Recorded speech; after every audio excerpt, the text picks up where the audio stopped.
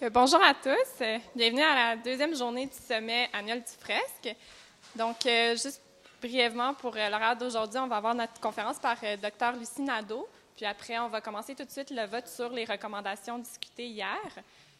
Puis, à la fin de la journée, on va avoir le vote sur le CA de l'année prochaine. Donc, Dr. Lucie Nadeau, elle est professeure agrégée au département de psychiatrie à l'Université McGill. Elle travaille en psychiatrie sociale, transculturelle et pédopsychiatrie. Elle est clinicienne à l'Hôpital de Montréal pour enfants ainsi qu'à l'Hôpital général juif et elle a travaillé au centre de santé à Nunavik. Donc, sans plus tarder, je présente Dr. Lucie Nadeau.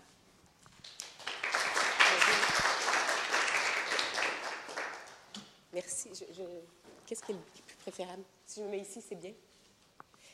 Alors, d'abord, je voudrais remercier Fresque et puis David pour l'invitation. C'est très, très agréable. J'ai eu l'occasion de venir hier matin et j'ai trouvé que c'était très dynamique et très intéressant là, comme sommet. Et ce matin, en fait, ce que j'ai pensé, parce que bon, le thème général du sommet, c'est l'accès aux soins de santé mentale. Mais avec en fait, mon travail, je vais me concentrer sur l'accès aux soins de santé mentale en santé mentale jeunesse. Vous comprendrez un peu pourquoi, là, comme je suis pédopsychiatre. Et l'idée que j'aimerais vous proposer ce matin, c'est de regarder, en fait, 4 grands thèmes qui sont des éléments qui m'apparaissent très importants, justement, pour l'accès aux soins de santé mentale jeunesse. Bien, aux soins de santé mentale, je dirais de façon générale, mais je vais en parler en fonction des soins de santé mentale jeunesse. Et c'est la question des ressources. Je sais que vous en avez discuté hier déjà. La question de la proximité, la question de l'accueil et enfin la question de la concertation. D'abord, en fait, je pense qu'il faut que je me situe parce qu'on parle toujours d'un certain point de vue, hein, de son propre point de vue. Alors, je voudrais un peu me situer pour que vous compreniez, en fait, d'où vient le point de vue que je vais vous proposer ce matin. Donc, moi, je suis pédopsychiatre et j'ai eu, en fait, je dirais, j'ai eu le bonheur vraiment de pouvoir travailler dans différents milieux, à la fois des milieux hospitaliers et des milieux plus de première ligne. Donc, en CLSC, je travaille comme ce qu'on appelle le psychiatre répondant dans différents milieux. J'ai aussi eu l'occasion, en fait, donc je travaille beaucoup à Montréal, donc en milieu urbain et en particulier en milieu multiethnique, dans les quartiers multiethniques de Montréal, il y en a plusieurs. Mais aussi, j'ai l'occasion donc de travailler en milieu rural éloigné, en particulier donc au Nunavik, auprès de la population inuit, de la baie d'Hudson. Donc, ça me donne aussi ces perspectives-là. L'autre élément que je dirais, c'est que j'ai eu la chance aussi de travailler, je travaille beaucoup en clinique, mais je fais aussi de la recherche. En fait, je suis impliquée dans un programme de recherche qui traite des soins en collaboration en santé mentale jeunesse. À la fois, en fait, beaucoup au niveau à Montréal, donc dans des quartiers multiethniques, mais aussi, en fait, dans différents quartiers. Donc, ça veut dire aussi une diversité au niveau socio-économique. Et on a aussi un programme qui débute en milieu autochtone inuit. Donc, ça me donne aussi cette perspective-là. J'ai un certain nombre d'années, je suis plus vieille que je pense à peu près tout le monde ici. Alors, j'ai eu l'occasion de voir l'effet de certaines réformes. Et puis, comme je disais, bien, c'est mon point de vue particulier, donc je ne me tarde pas de représenter le point de vue de tous. J'aimerais situer l'enjeu. Donc, l'enjeu des soins, de l'accès aux soins de santé mentale jeunesse. D'abord, bon, je pense que hier, déjà, les gens le disaient, on parlait beaucoup de la population adulte, on disait un 20 % de prévalence de difficultés, de problèmes de santé mentale. Chez les enfants, en fait, bon, dans la littérature, ça varie de 10 à 20. En ce moment, on a plutôt tendance à avoir des chiffres 15 à 20, mais aussi, on parle au Québec d'une augmentation potentiellement liées à plus de diagnostics au niveau du trouble déficitaire de l'attention. Mais certainement, en tout cas, ce que ça signifie, c'est qu'on a une situation, en fait, qui est assez importante, qui représente des difficultés pour une proportion importante de nos jeunes. Et on sait aussi qu'il y a une majorité des problèmes de santé mentale qui émergent, en fait, durant l'enfance ou l'adolescence. On dit qu'il y a jusqu'à 50 des problèmes de santé mentale qui débutent avant l'âge de 14 ans, puis on parle même de 75 avant l'âge de 22 ans. Donc, à nouveau, c'est une période très importante pour cet aspect-là. Mais malheureusement, bien, il y a une majorité encore de jeunes qui n'ont pas accès aux soins. En fait, les chiffres varient aussi un peu, mais on est en bas, là, bien en bas de 50 des jeunes qui auraient un accès aux soins de santé mentale. Donc, on a beaucoup à faire de ce côté-là. Il y a une étude québécoise qui est parue en 2007 qui montrait justement qu'il y avait chez les jeunes 4 fois moins, en fait, de contact en santé mentale par rapport aux adultes. Donc ça, on n'a pas juste des chiffres, là, finalement, d'ailleurs dans le monde, mais des chiffres très près de nous, donc au Québec. Et cette même étude-là, en fait, montrait que les contacts en santé mentale pour les jeunes étaient plutôt par des services spécialisés, donc de pédopsychiatrie. Et on sait que il y a un nombre limité de pédopsychiatres. C'est sûr qu'on ne peut pas penser qu'on va avoir un accès correct aux soins de santé mentale si on se base juste sur les pédopsychiatres. Et c'est là où l'accès aux soins de santé mentale doit absolument passer par aussi la première ligne, par intégrer, considérer en fait l'importance d'intégrer la première ligne. L'offre de services, je sais que vous avez, hier, je n'ai pas été là l'après-midi, mais je pense que vous avez discuté beaucoup, en tout cas le matin, certainement, c'était un enjeu qui était relevé plusieurs occasions, donc de dire que les suivis de psychothérapie devraient être dans le système public.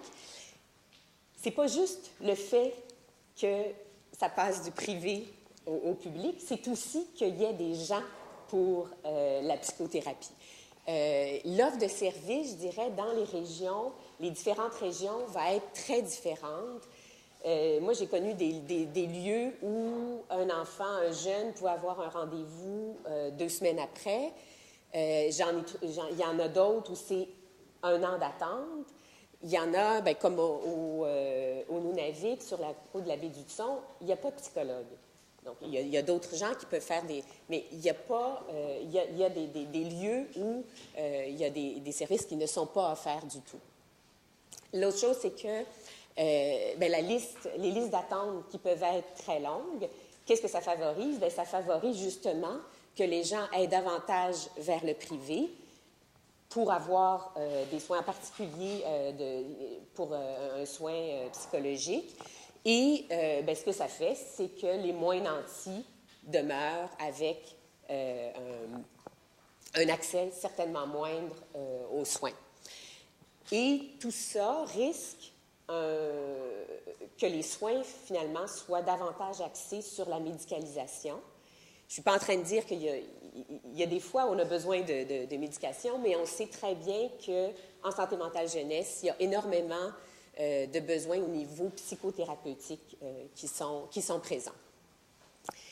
L'autre chose, c'est que, bon, tout ça, c'est d'arriver aux soins, mais une fois que le jeune arrive aux soins, il faut que le jeune s'engage dans les soins. Et ça aussi, c'est un défi, et ça fait partie de l'accès aux soins. Parce que si on veut qu'il bénéficie des services, bien, il faut qu'il participe aux services. Et l'engagement, en fait, donc ça demeure un enjeu de taille. J'ai une étudiante, Emmanuelle Bolduc, qui est en train de travailler justement sur nos données pour regarder cet aspect-là de l'engagement. Et en gros, ce qu'on voit, c'est qu'il y a 60 de jeunes qui s'engagent, donc c'est-à-dire qu'on voit qu'ils participent au service, donc viennent à au moins à plus de 5 rencontres au niveau du suivi. Il y a un 10 qui s'engage un peu, entre 1 et 4 rencontres, mais il y a un gros 30 qui vient pas, qui s'engage même pas dans les services. Donc ça fait partie de ceux qui sont supposés avoir accès, mais qui, en fait, de fait, ne s'engagent pas dans les services.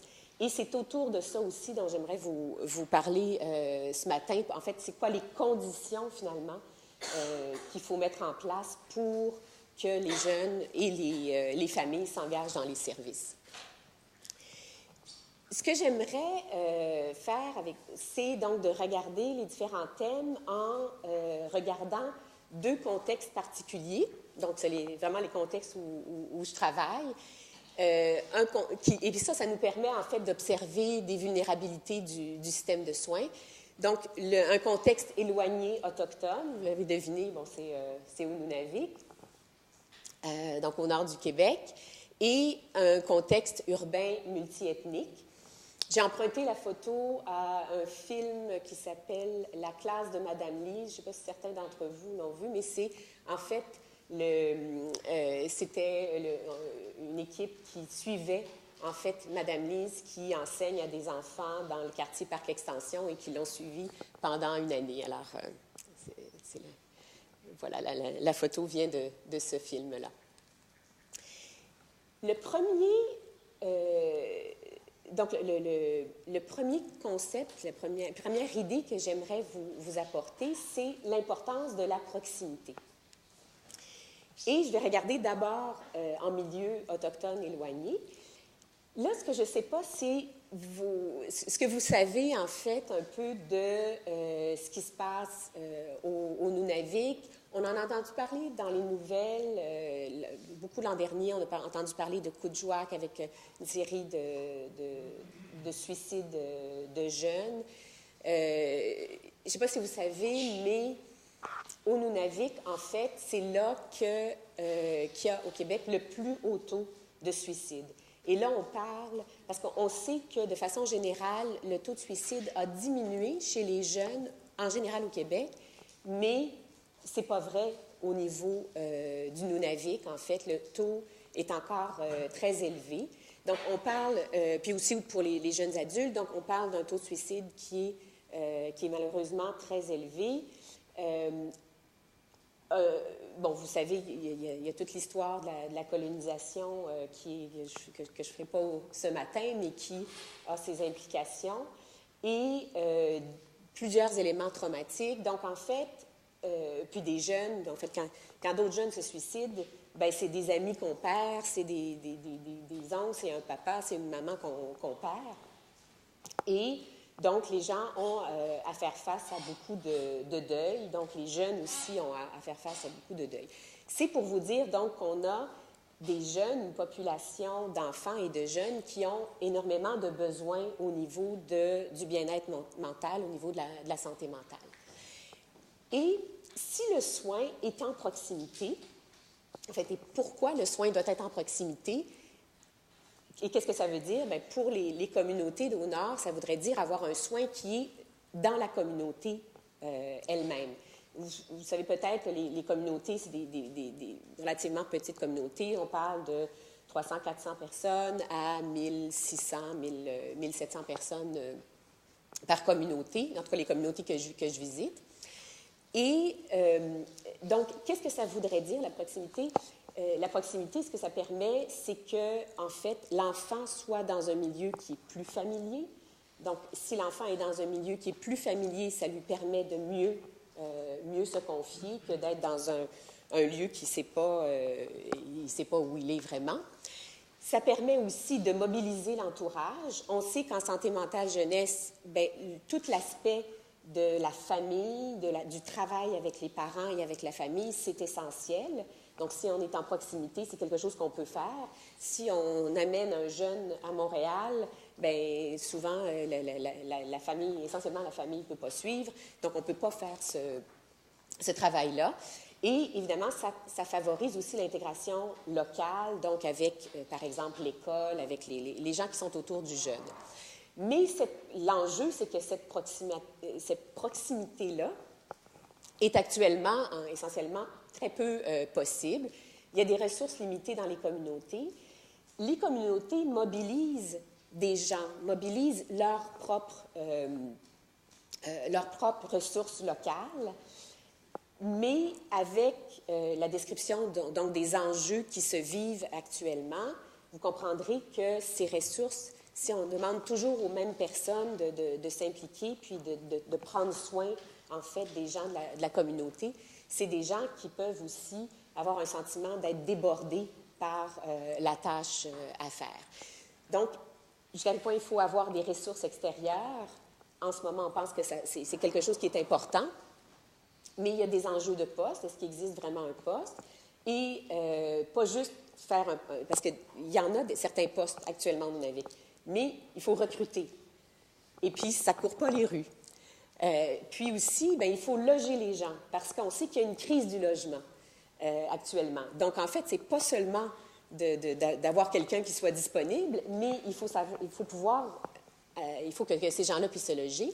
Et aussi, il faut avoir des gens qui vont pas débarquer là sans avoir aucune notion de ce qu'est la réalité des gens de là. Donc, il faut penser à la formation. Donc, certainement, il faut favoriser une consolidation des ressources locales, donc, et soutenir ces ressources locales-là. Il faut se poser la question, en fait, quelle va être la part des ressources extérieures?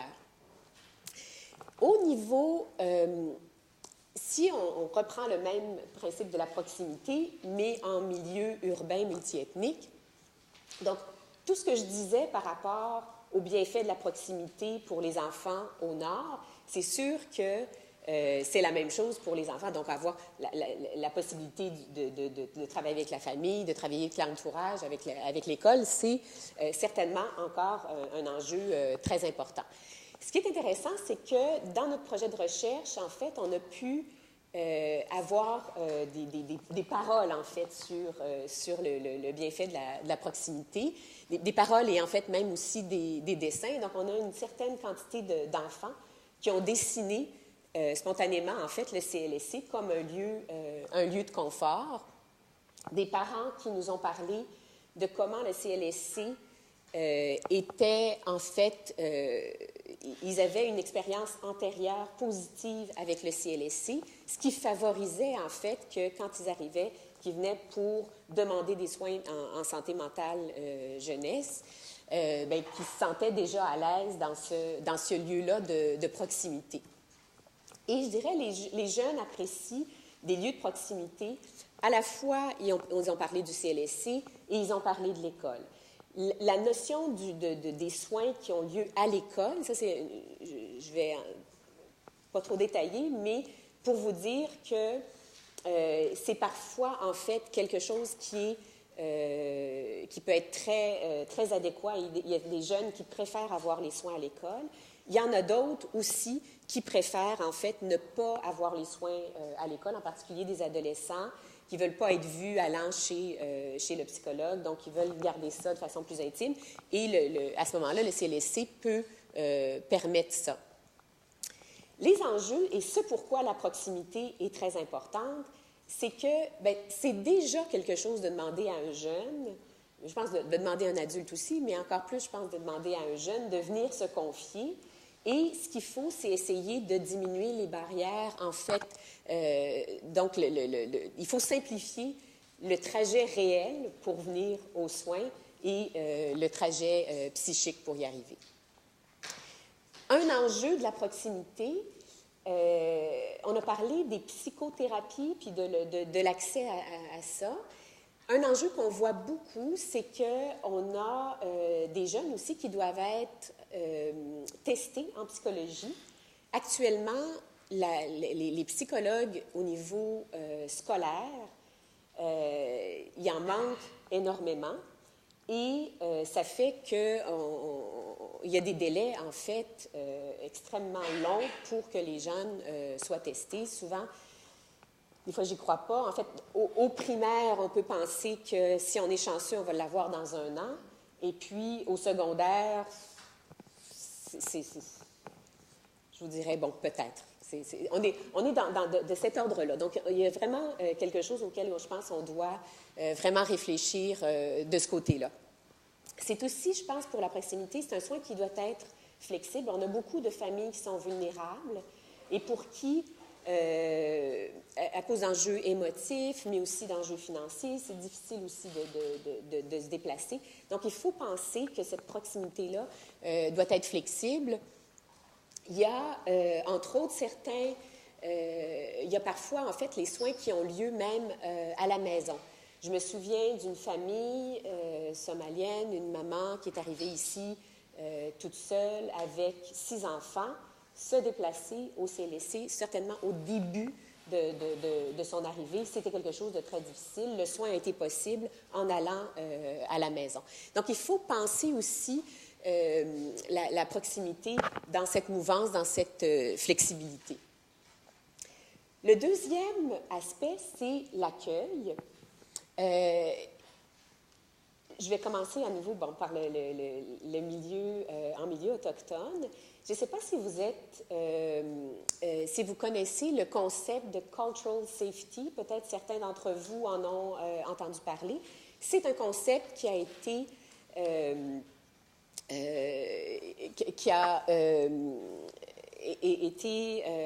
pensé d'abord en milieu maori, en Nouvelle-Zélande, donc en milieu autochtone. Et l'idée est que les soins, les lieux de soins doivent être accueillants, mais accueillants dans le sens de non discriminatoire. Donc vraiment accueillir l'autre et que l'autre, c'est en particulier en milieu autochtone, que la personne ne se sente pas, que le fait de la colonisation ne soit pas encore là et que l'autre, qui se sente vu comme a priori inférieur, a priori mauvais. Donc ça, c'est un concept, je pense, qui est très important d'avoir en tête quand on pense à nos services. On sait que les intervenants qui viennent de l'extérieur, ils vont avoir leur propre conception de ce que c'est d'être autochtone dans la communauté où ils sont. Donc, il faut s'assurer d'une formation adéquate, une formation en continu, et souvent, en fait, qu'ils puissent être en contact avec des médiateurs culturels. Mais c'est aussi qu'il faut favoriser la formation des membres des communautés, parce que c'est comme ça, si les gens de la communauté sont plus formés en santé mentale, ils vont être aussi en mesure de davantage s'impliquer au niveau de la façon de penser les services et des décisions quant aux services. L'autre chose, c'est de favoriser un partenariat avec les interprètes. Quand je vais au nord, en fait, j'ai toujours un interprète qui est avec moi, mais il faut penser que ce rôle-là est un rôle qui est quand même assez délicat. Il faut penser, quand je vais dans une communauté où il y a, par exemple, 500 personnes, l'interprète qui est avec moi, qui est de cette communauté-là, connaît les gens. Là, on parle de travailler en santé mentale, donc avec des choses qui sont parfois déroutantes et aussi dans un contexte relativement traumatique. Donc, en fait, ils doivent interpréter pour des gens qui connaissent, avec éventuellement dans des événements, autour d'événements aussi, où ils sont parfois, en tout cas, qui connaissent. Souvent, les événements, c'est parfois des gens de leur famille qui sont impliqués. Donc, c'est quelque chose qui est, il faut reconnaître, ils ont un rôle essentiel dans les soins, mais il faut reconnaître, en fait, comment c'est un enjeu pour eux.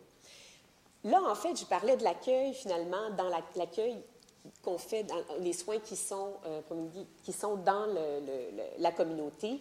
Il faut penser que nos soins au sud, quand on est au Nunavik, on parle de Montréal comme le sud, il faut aussi que nos soins au sud soient accueillants quand ils ont besoin de ces soins-là. L'accueil en milieu urbain multiethnique, il y a des choses qui vont être aussi très similaires. Dans la recherche, les jeunes nous ont beaucoup parlé de l'importance de la première personne avec qui ils sont en contact. Il y a un jeune qui disait, bon, dans un des CLSC où je travaille, les jeunes arrivent au premier étage, mais la santé mentale jeunesse est au deuxième étage. Le jeune n'était pas trop sûr s'il fallait qu'il vienne au premier ou au deuxième. Et puis, la première personne qui l'a rencontré, en fait, était plutôt fâchée qu'il ne sache pas où aller. Bien, c'est pas une façon d'engager, en fait, le jeune dans les soins. Les jeunes sont très, très sensibles à tous ces détails-là. Il y a, puis je pense que vous avez probablement tous lu le plan d'action en santé mentale. On y parle, en fait, du modèle australien de Headspace. L'idée derrière Headspace, c'est vraiment de créer des milieux très accueillants pour les jeunes où ils vont avoir tous les services, en fait, qui soient au même endroit, mais aussi, l'important, c'est vraiment un lieu où l'accueil est mis de l'avant. Le concept de sécurité culturelle dont je parlais, il a d'abord été mis de l'avant pour les communautés autochtones, mais c'est aussi vrai, en fait, pour les différentes communautés de la diversité culturelle qu'on peut rencontrer à Montréal. Donc, l'idée d'avoir un soin et des lieux de soins qui ne soient pas discriminatoires. À nouveau, le rôle des interprètes est aussi quelque chose de très important. Et à nouveau, la formation des intervenants, en fait, donc les intervenants soient formés à la diversité culturelle, ça fait partie de l'accueil. Là, j'ai dit, imaginons une salle d'attente. C'est vrai qu'on a toutes des salles d'attente dans nos milieux de soins, mais c'est aussi le côté métaphorique de la chose. En fait, quand on veut accueillir des jeunes et des enfants et des familles dans nos soins, mais qu'est-ce qu'on met de l'avant à quoi ça ressemble quand ils arrivent dans nos lieux? Donc, je pense que l'idée de la porte, c'est l'idée que ce soit des milieux qui soient ouverts, donc que l'entrée soit facilitée, des lieux qui soient suffisamment confortables. Les chaises, je m'excuse, ça n'a pas bien sorti. Elles n'ont pas l'air très confortables. Mais l'idée, c'est aussi, bon, évidemment, le décor, c'est juste de penser, puis ça n'a pas nécessairement besoin d'être dans le décor, mais qu'à quelque part, qu'il y ait une idée d'accueillir la diversité, mais aussi que ce soit accueillant pour les enfants, qu'il y ait des jeux et que ce soit des lieux accueillants pour l'adolescent. Donc, pensez en fait qu'il faut accueillir tous ces gens-là dans nos services. Le troisième aspect, c'est la concertation. Se concerter, d'après le petit Robert, c'est s'entendre pour agir de concert, c'est décider après réflexion. Et j'aime bien ce concept de concertation qui, d'après moi, va un peu plus loin que quand on parle seulement de collaboration. Collaborer, c'est faire ensemble, mais cette idée aussi de la réflexion derrière ce qu'on va faire ensemble m'apparaît très important. Je ne sais pas si vous êtes familier, on entend parler de soins partagés, de soins en collaboration. Je ne sais pas si c'est des termes que vous avez déjà entendus, mais en gros, l'idée, puis le premier terme qui a été mis de l'avant, shared care, soins partagés, c'était beaucoup le concept de penser à que le patient devienne vraiment un partenaire de soins, quelqu'un qui décide avec le médecin, en fait, qu'il y ait une décision partagée au niveau des soins. Mais ce concept-là était beaucoup dans l'aspect de la dyade, donc en fait, entre un patient et son médecin. Ça a beaucoup été pensé d'abord de ce côté-là.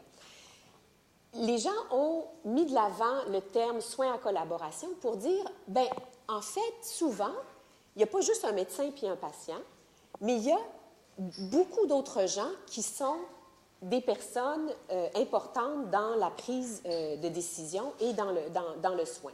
Et si on pense à la santé mentale jeunesse, Bien, on sait que, par exemple, bon, pour les enfants et les jeunes, il y a des parents. Donc déjà, on a d'autres acteurs. Les jeunes peuvent avoir des services au niveau de l'école, il peut y avoir un psychoéducateur, il peut y avoir un travailleur social, il peut y avoir un médecin, une infirmière. Donc, il y a toute une série de gens qui sont et qui font partie, en fait, des soins à apporter à l'enfant. Et si on veut que le soin soit adéquat, bien, il faut que ces personnes-là se parlent. En fait, ce qu'on sait, c'est qu'on aura des moins bons soins si les gens, s'il n'y a pas cette concertation autour pour les différents acteurs autour du soin. Et à ce moment-là, en fait, le soin, bien, ça devient une co-construction, mais cette co-construction-là, elle ne peut être efficace que si les gens qui collaborent ensemble se sentent confortables dans ce qui est discuté. Donc, en fait, il faut qu'à la fois les familles soient considérées comme des réels partenaires de la prise de décision partagée. Pour les intervenants, et ça, je sais que hier, ça a été discuté aussi, hein, il faut l'idée, en fait, qu'il faut s'occuper des intervenants et qu'il y a bien des enjeux. On ne fera pas on va laisser les réformes de côté, mais il y a quand même eu beaucoup d'enjeux dans les milieux. Donc, pour les intervenants, pour que les intervenants se sentent confortables de faire leur travail et de vraiment avoir des soins en concertation, il faut une certaine stabilité du milieu du travail, un sentiment d'être secondé par la direction, un sentiment aussi d'une concordance entre les besoins de la population et des patients et les visées du système, et avoir des lieux de concertation, des lieux de discussion clinique. Ça, je dirais, bon, ça fait 10 ans qu'on a un programme de recherche autour de ces soins-là, et les intervenants nous le disent à répétition, en fait, comment ces lieux-là sont très importants. Et je dirais, moi, ce que j'ai vu depuis quand j'étais résidente en médecine jusqu'à maintenant, c'est qu'il y a eu une tendance, en fait, à perdre ces lieux de discussion clinique plutôt que d'en gagner. Il y a certains lieux où on en gagne, mais c'est quand même quelque chose qui est limité. Et pour les institutions, il faut penser que l'institution doit avoir une culture de concertation à l'intérieur de l'institution, mais aussi avec les autres institutions. En milieu autochtone éloigné, il y a des grands défis du côté de cette concertation-là. Je dirais qu'il y a une volonté, en général, de collaborer. Bon, sauf exception, mais ça se heurte à des obstacles qui sont très importants. Il y a une grande mobilité des professionnels. Ce qui ça fait, c'est, entre autres, des ruptures dans les soins. Je pense en particulier, puis il y en a plusieurs, malheureusement, là, des enfants et des jeunes qui sont sous les soins de la protection de la jeunesse.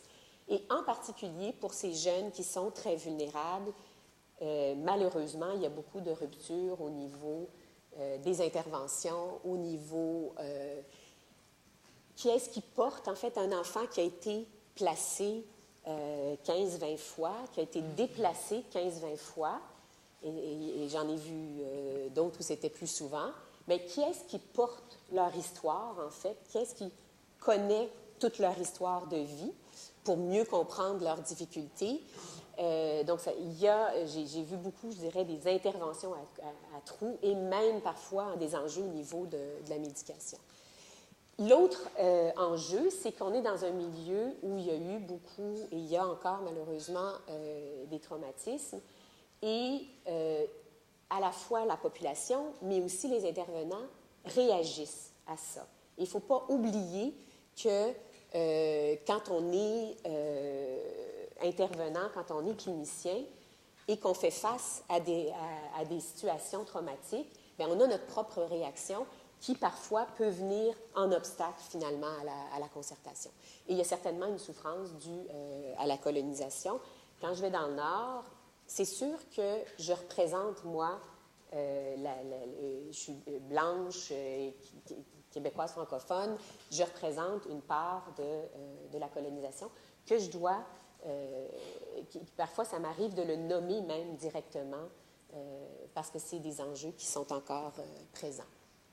En milieu urbain multiethnique, la concertation, mais en milieu urbain, c'est aussi mettre plusieurs institutions souvent ensemble qui ont des rôles et des mandats différents.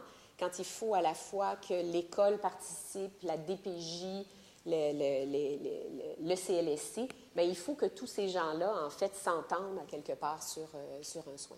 Il y a aussi plusieurs modèles explicatifs. On sait que quand on a une diversité culturelle, bien, les familles ne comprennent pas nécessairement, n'ont pas nécessairement en tête le même modèle que nous de la psychopathologie et vont possiblement penser à la problématique de façon très différente. Et il faut pouvoir accueillir, en fait, ce modèle explicatif de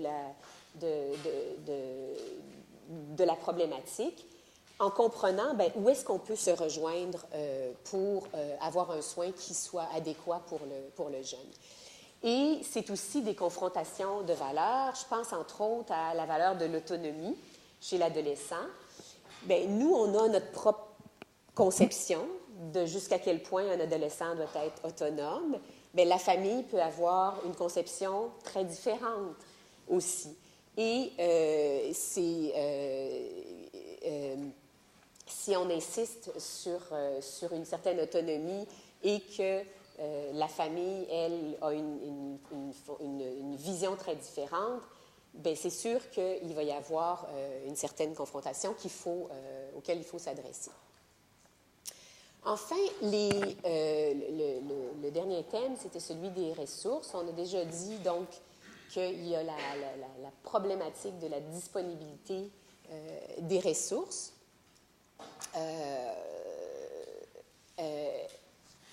Donc ça, c'est une part de l'enjeu de l'accès aux soins. C'est une grande part, mais bon, c'est une part.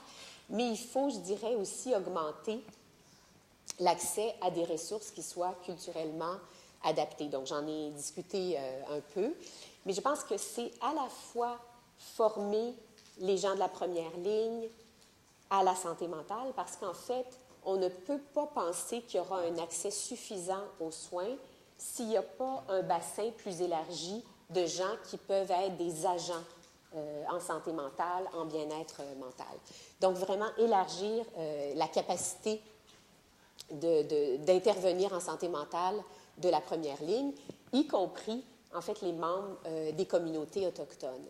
Mais aussi former les acteurs clés en santé mentale de la première, deuxième et troisième ligne aux réalités des populations vulnérables. Et là, les populations vulnérables, entre autres autochtones, migrantes, et aussi qui sont défavorisées du point de vue économique. C'est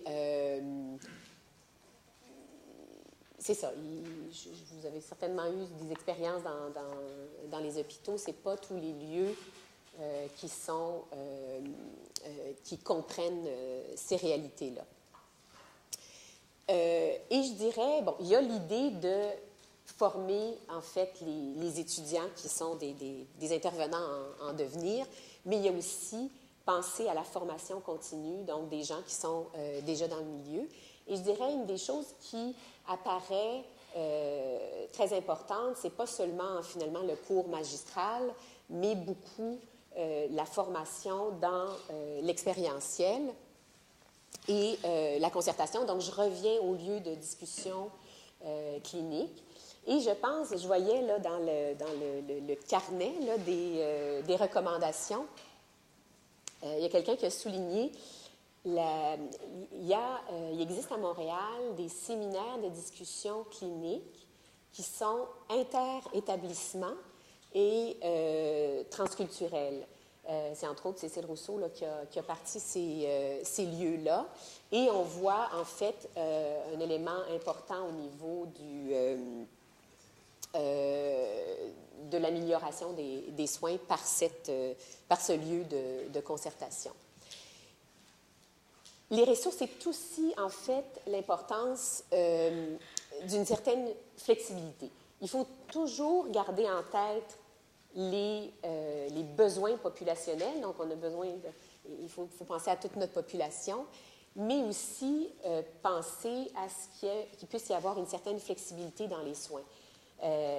Donc, on ne peut pas gérer la santé mentale jeunesse en disant bien, les jeunes vont avoir 6 séances et ça sera ce qui est disponible.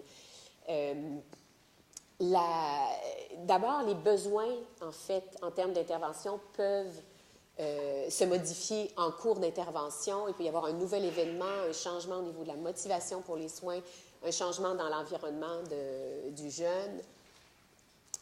L'engagement, on le disait, l'engagement dans les soins, c'est un processus. Donc, éventuellement, parfois, par exemple, on commence avec une intervention avec les parents parce que le jeune n'est pas prêt à venir dans les services. Mais au fur et à mesure de cette intervention-là, finalement, le jeune, après quelques mois, oui, s'inscrit dans les services. Et là, on offre, par exemple, soit une intervention plus familiale ou une intervention plus individuelle. Donc, il y a quelque chose qui doit rester flexible dans notre capacité à donner les soins. Et la chose est que, des fois, on dit, bien, un diagnostic, ça va être ça qui va être la thérapie qui doit avoir lieu pour ce diagnostic.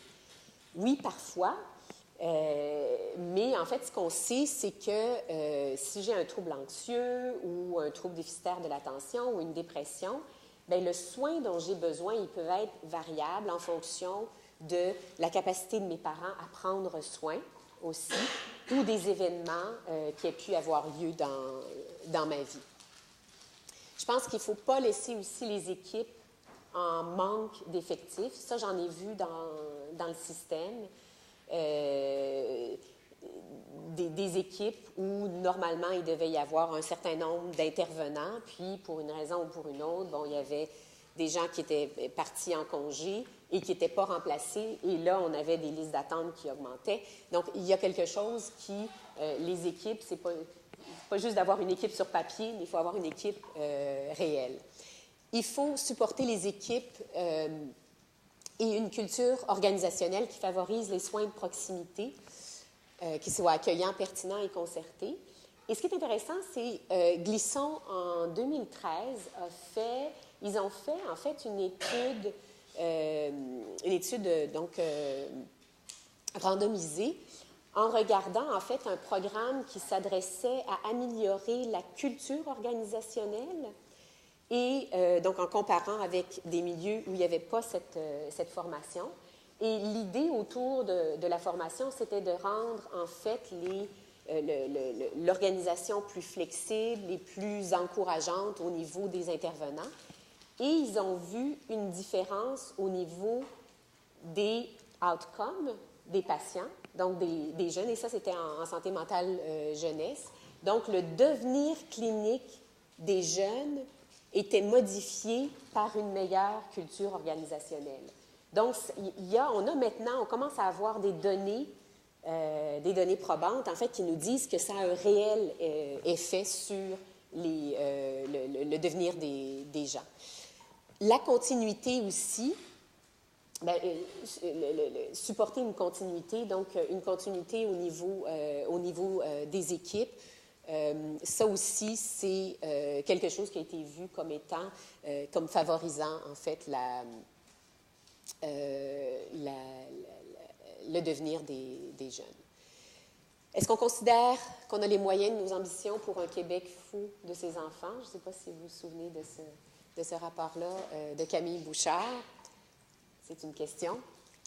Donc, en gros, les recommandations, et je termine sur ça, les recommandations que j'apporterais pour les soins de santé mentale jeunesse actuellement, bien, c'est des services, en fait, de proximité le plus possible. Et je vais prêcher pour les CLSC. Il y a certains enjeux actuellement au niveau des effectifs. Donc, je pense que conserver des lieux forts de proximité, c'est quelque chose qui est absolument important. Des services qui soient accueillants et qui suscitent l'engagement. Et en ce sens-là, travailler sur la sécurité culturelle de nos lieux de soins. Une culture de collaboration où les intervenants travaillent dans un environnement propice à la concertation. Donc, donner aux équipes davantage d'opportunités de lieux de collaboration clinique et s'assurer d'un environnement avec renforcement positif. Tout ça avec des soins qui soient centrés sur le patient et la famille et avec les ressources nécessaires. Voilà. Et merci de votre attention.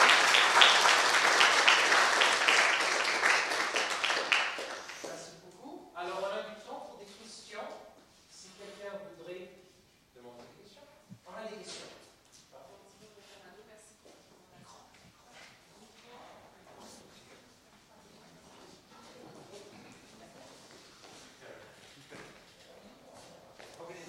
Bien, on est en fait collègues, là, on ne s'est pas rencontrés directement. Je suis APPR en santé mentale au Centre-Ouest.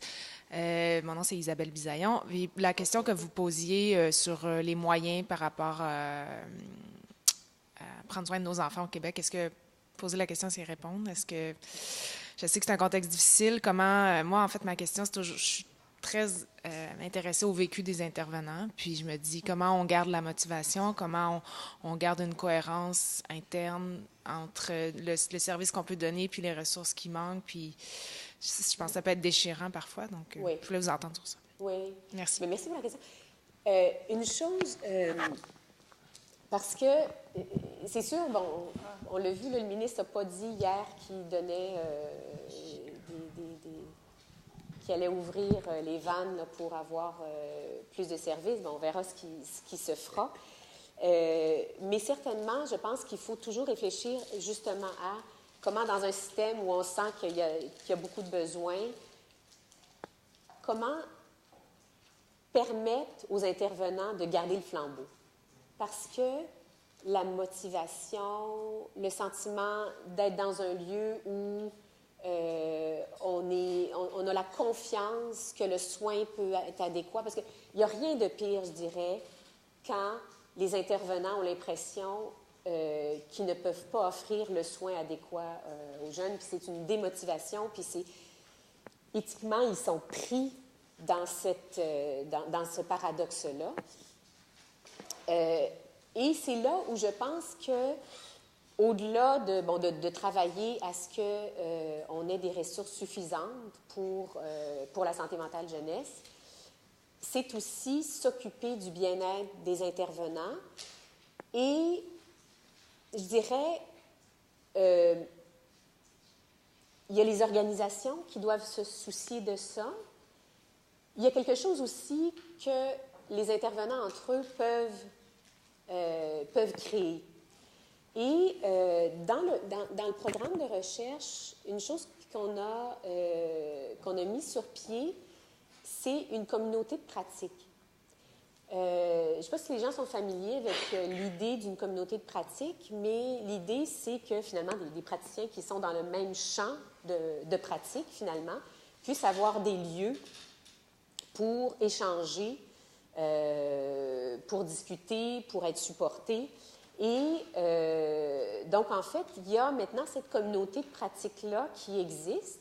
Et ce qui est intéressant, bon, pour le partir, ça prend toujours, finalement, souvent là, des projets de recherche, justement.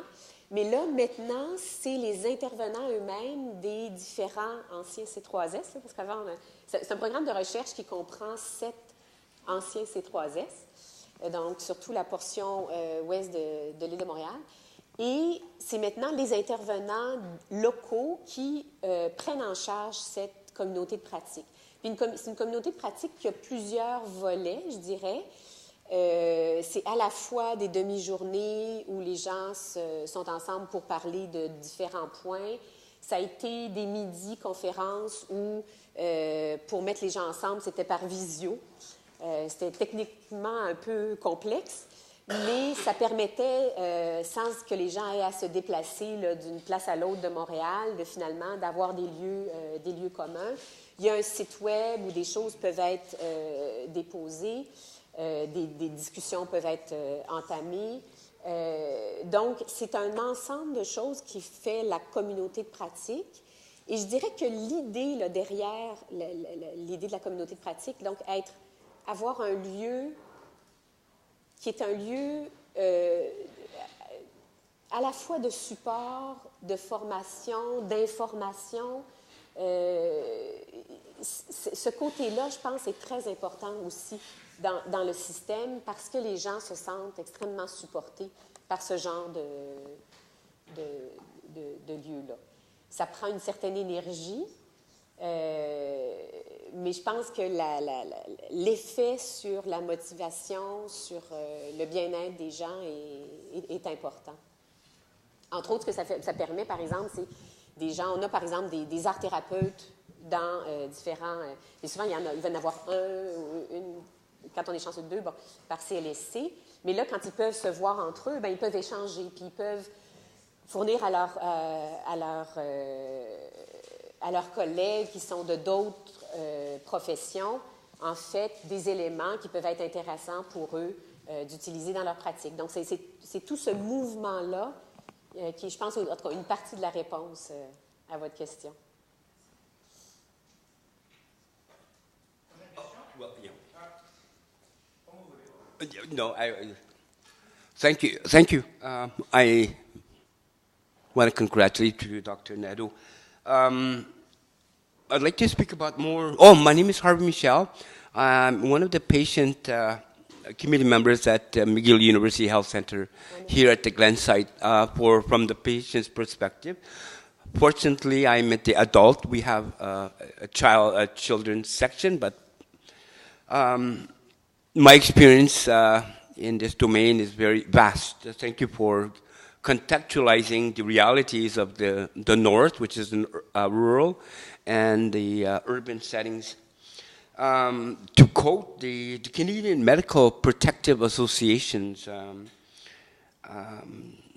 concepts, who can apply for psychiatric evaluation at those two milieus, whether if it's in the context of the child protection authorities, if a child is in distress or has issues in mental health continuum of the spectrum. I will also like you to elaborate probably the role the youth protection also has. I've worked in the DPG here in Montreal. We have even at Laval, and then we have one house in RDP, where I visit quite often. For myself, I prefer the integrative approach versus the institutionalization, because from the experience from the inner cities, I deal with a lot of youth at the same time. An organization that specializes with youth are, like, for example, POPs, which gives us a code of 5,000 youth are living in Montreal on the streets today, 5,000. And out of that, how much are having mental health issues? We try to integrate them into the health, but there's a resistance to institutionalize the youth. Once you're in the system, it's very hard to get out. Institutionalization, as you know, does it work or it doesn't work? Like the policies of the past governments, that's the reason why we see so much population on the streets of Montreal, because the government at the time let a lot of those psychiatric patients living on the streets now. So I guess to contextualize the youth perspective, to prefer them to be institutionalized or to get them into their own environments. I don't know. From the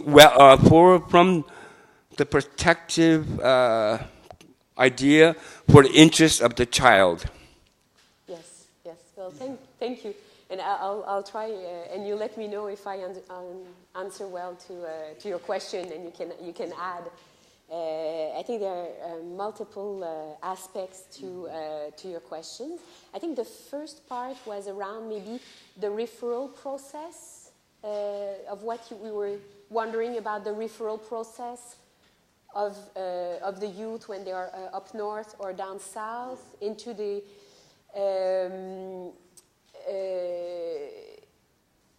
and then I'll get more to the DYP aspect of your question. It's interesting because there are different ways of entering the mental health system. From what we see from the research here in Montreal, in multi-ethnic neighborhoods, it's a minority that comes directly themselves, like parents or youth who come. But some are referring themselves directly, so they come to the CLSC and then they ask for services. So that's one place. A lot are referred through the schools. And for that part also, it's really true also from up north. So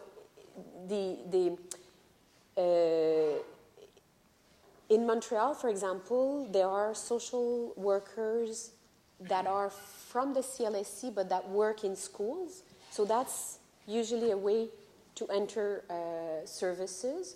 So if a teacher or a psychoeducator finds that there is probably some needs in terms of mental health, then they can very often through the social worker that is from the CLSC refer back to the CLSC, and that will vary. Sometimes it goes directly to hospitals, but now with the guichet d'accès unique, everything is supposed to go through the guichet unique, which is situated more in the first line, and then depending on the difficulty, it will be transferred to one team or another. So, for example, if we have there's some clear situation. For example, a youth who's clearly floridly psychotic will be sent to the hospital, or acutely suicidal, for example. These are the type of youth will be sent directly to hospital. Otherwise, most of the time, they are referred to teams at the CLSC, and from there.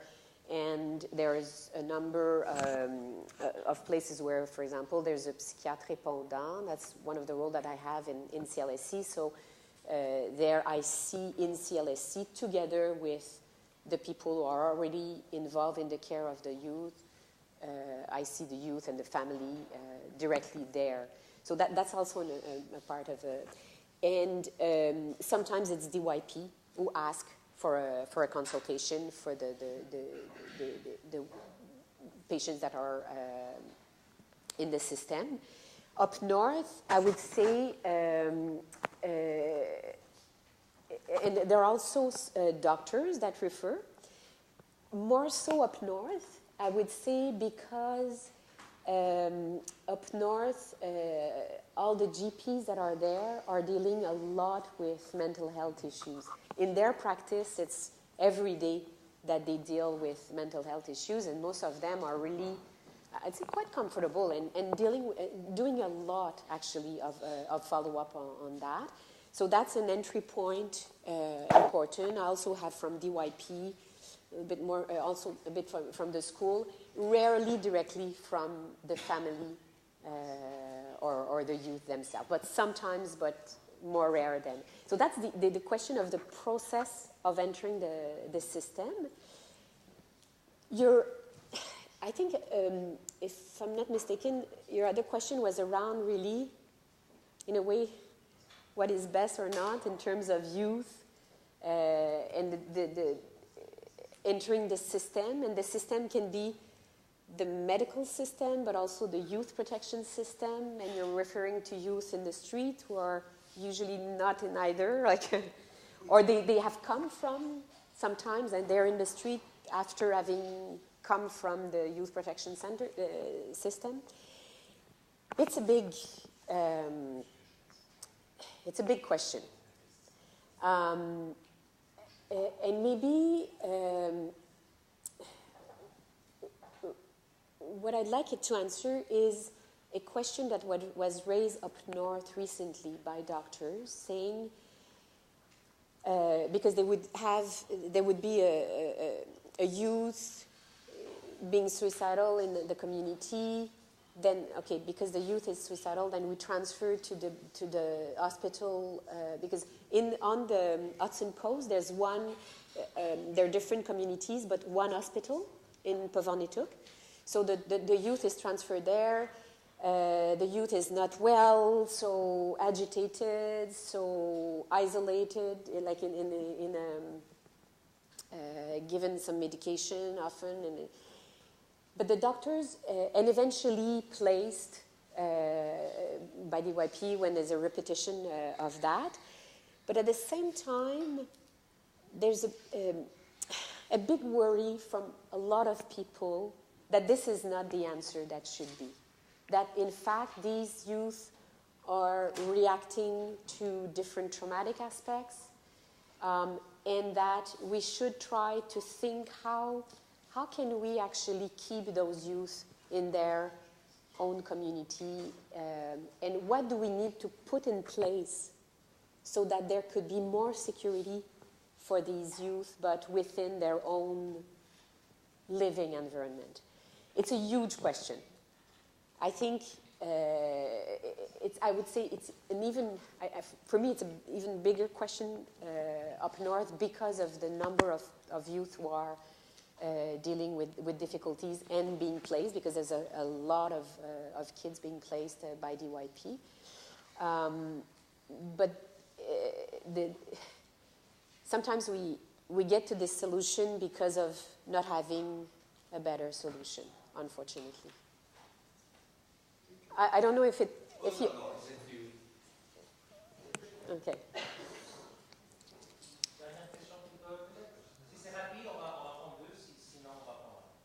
OK. Je vais répondre plus rapidement. 1, 2, OK.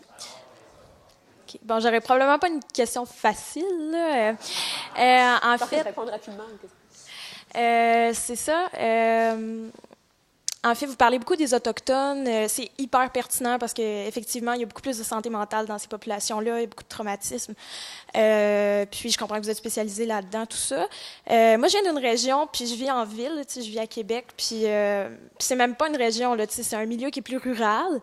Puis, si on prend une région comme la Gaspésie, par exemple, tu sais, que juste pour des arrêts cardiaques, ils sont envoyés en hélicoptère des fois à Québec, tu sais, c'est... Souvent, en tout cas, je constate vraiment l'écart là, entre les régions puis la ville au Québec, tu sais. Puis souvent, c'est des services qui sont vraiment pertinents, là, tu sais, comme la cardiologie, tu sais.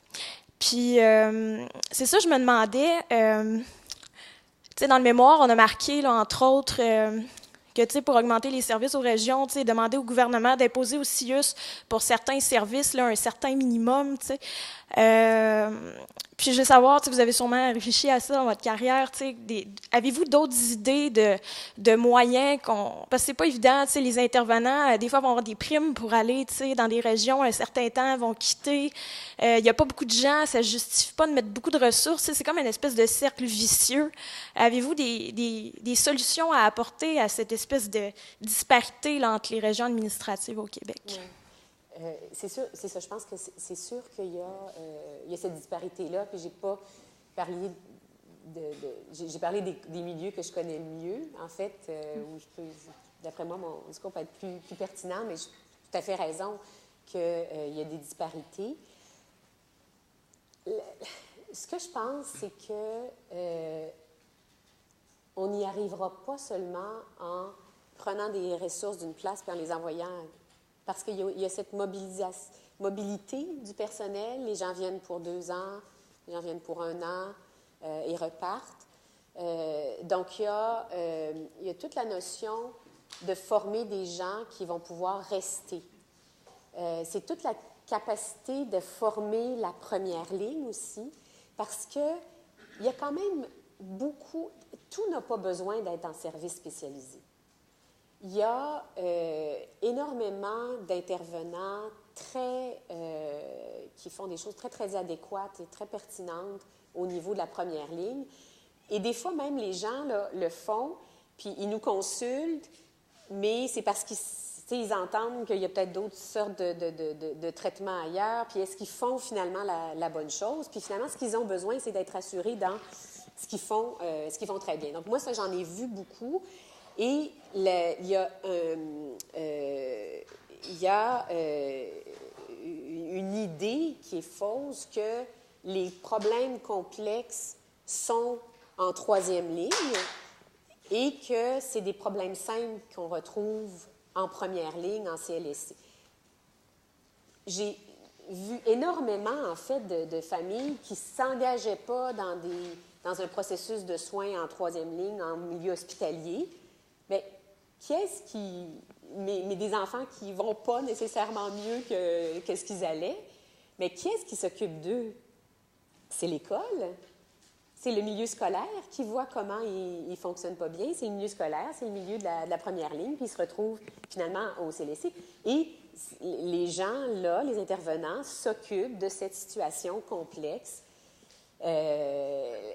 Donc, en fait, il y a un leurre de dire que c'est seulement simple. Donc, les gens ont aussi, en première ligne, une expérience de ce que c'est de travailler avec des situations complexes. Et ce que je pense, c'est que si on peut améliorer la formation, et là, c'est pour ça que je parlais de l'expérientiel dans la formation, c'est que, d'après moi, une formation qui va avoir un effet vraiment, ça va être pas juste de transmettre de l'information aux gens, mais de les accompagner dans leur travail. Il y a des programmes, par exemple, qui se font en visioconférence pour former les intervenants de première ligne, mais dans leur quotidien du travail. Donc, ce genre de formation-là, moi, je pense, c'est assez prometteur. L'autre chose, c'est que des gens donc, de la région soient formés. Donc, on a dit, bon, on l'entend aussi pour les communautés autochtones, je reprends les communautés autochtones, mais par exemple, dans le Nord, il n'y en a pas de médecins inuits actuellement. Bien, il y a certains efforts qui sont faits pour essayer que, il y a, là, je ne vais pas me mêler, mais il y a quelques infirmières, mais essentiellement, bon, les gens, des professions sont des Ralunat, sont des non-inuits. Il faut penser, et ça c'est vrai pour toutes les communautés autochtones, mais c'est aussi vrai pour les communautés rurales, d'avoir des gens qui soient formés et qui reviennent dans leur région. Donc ça, je pense que c'est un aspect. Et puis maintenant, on a plus de moyens au niveau technologique. Je parlais de la visioconférence. Ça aide beaucoup. On peut faire davantage sans avoir à ce que tout le monde se déplace. Donc je pense qu'il faut profiter de ces avantages-là pour essayer de favoriser, en fait, davantage d'accès aux soins en milieu rural. Merci beaucoup. Bonjour, mon nom est Maxime Bernier, je suis infirmier, propriétaire d'une clinique. Ma question, en fait, concernant les recommandations, j'ai vraiment trouvé, en fait, la première recommandation au niveau des services de proximité plus possible, j'ai trouvé très bien. Je voulais juste savoir, en fait, vous avez recommandé d'abord les CLSC. Je veux savoir, est-ce que vous avez une préférence par rapport aux GMF et les CLSC au niveau des ressources en psychologie? Grande question. Grande question parce que là, en ce moment, je pense que ce qui est important, au-delà de où ce sera... C'est que ce soit accessible au bout du compte. Peu importe où ce qu'ils sont. Que ce soit accessible au bout du compte et que les gens se concertent. Parce que pour bien des jeunes, on va avoir besoin qu'il y ait un médecin de famille qui soit impliqué. On va avoir besoin qu'il y ait un psychothérapeute. Ça peut être psychologue, mais il y a beaucoup de gens qui font de la psychothérapie. Là. Des fois, c'est le travailleur social, le psychoéducateur qui sont formés. Il faut qu'il y ait une cohérence dans le soin. moi, ce qui m'embête, c'est les choses qui sont séparées. Et je parle du CLSC parce que on a au Québec une structure qui est déjà en place, oui, qui au départ était en porte-à-faux du système médical. Donc, il y a des lieux qui ne voulaient surtout pas trop être proches du médical. Mais avec les années, il y a bien des lieux qui se sont aussi transformés pour intégrer. Comme par exemple, à Côte-des-Neiges, il y a un GMF, mais qui est dans le CLSC. Fait que là, c'est facile. J'ai même les résidents en médecine familiale qui viennent à mes consultations pour la formation. Et puis qui, là, parfois, bien là, on voit un jeune, puis là, eux autres, ils peuvent prendre un relais. On descend en bas, il y a l'infirmier, justement, en santé mentale qui est au GMF, bien, à qui on peut parler, parce que là, on a une qui probablement a de l'anémie, puis il y a quelque chose où le travail est facilité par cette proximité. Mm-hmm. Moi, ce qui me dérange, c'est... puis là, au-delà de transférer des postes, là, c'est sûr que déranger la continuité qui a lieu dans un lieu de CLSC, c'est ça qui me dérange aussi. C'est si, là, tout d'un coup, on refait les équipes, puis parce que ça prend du temps à bâtir un sentiment de confiance dans une équipe. Moi, je l'ai vu, là, c'est ça avec les...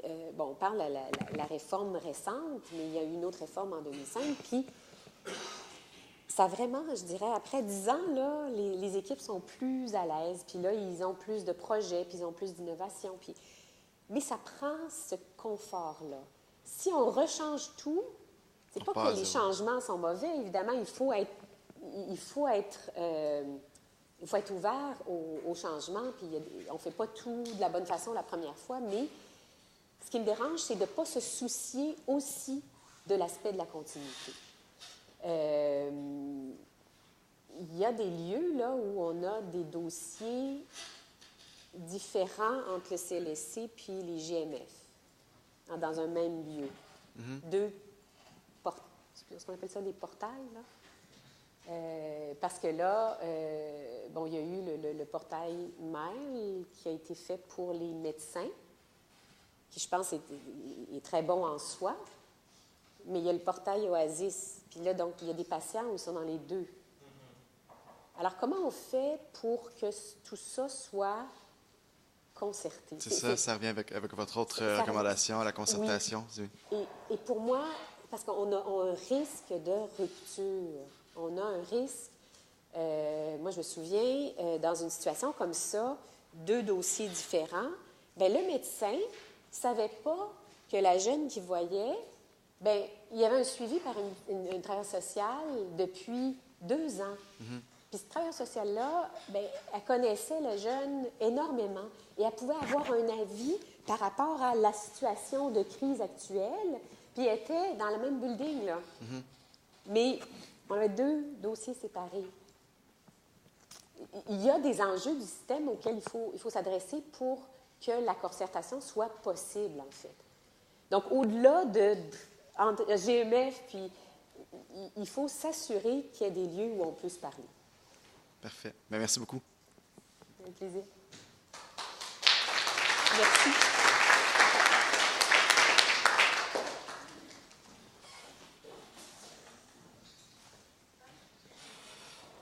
Et merci beaucoup. Merci. C'était vraiment un plaisir. On a beaucoup appris ce matin, je pense. Et c'est une bonne commencement de la réflexion pour la journée. Alors, merci encore une fois. Bonne fin de journée, bon vote et bonne continuation pour Fresque.